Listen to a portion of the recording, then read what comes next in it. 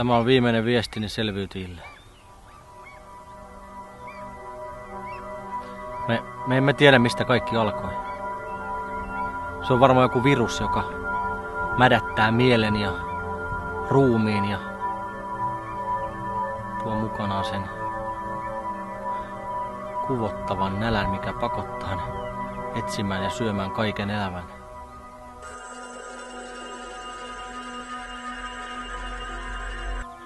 Nyt ne ovat kaikkialla maailmassa.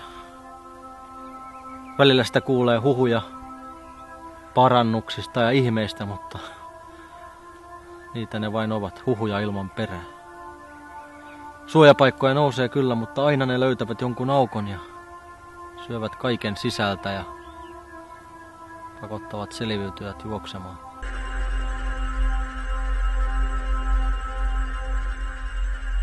Tämä toistuu aina uudestaan ja uudestaan. Eikä meitä eläviä ole enää montaa jäljellä. En uskonut, että tätä maailmaa voi enää pelastaa. Parhaimmat meistä ovat jo kuolleet. Jäljellä ovat enää ne, jotka juoksevat yksin eivätkä katso taakseen.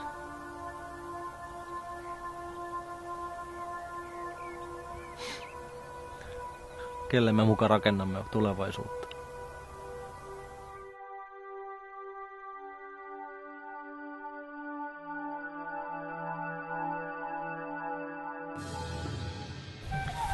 Mutta nyt olen valmis uskomaan.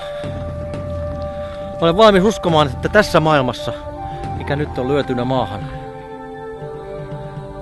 tässä on vielä tulevaisuutta. Tässä on jotain, minkä vuoksi taistella. On uusi suojapaikka.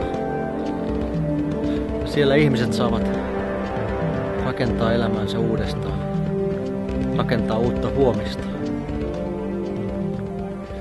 Jätän tähän ohjeet, miten löydät perille. Seuraa veden rantaa. Olen merkinnyt nauhalla vaaran paikat, mutta niistäkin on mentävä. Silta on vaativa. Se saattaa vaatia ylimääräistä apua. Suurin osa zombeista on hitaita, mutta osa ryntää päälle nopeammin.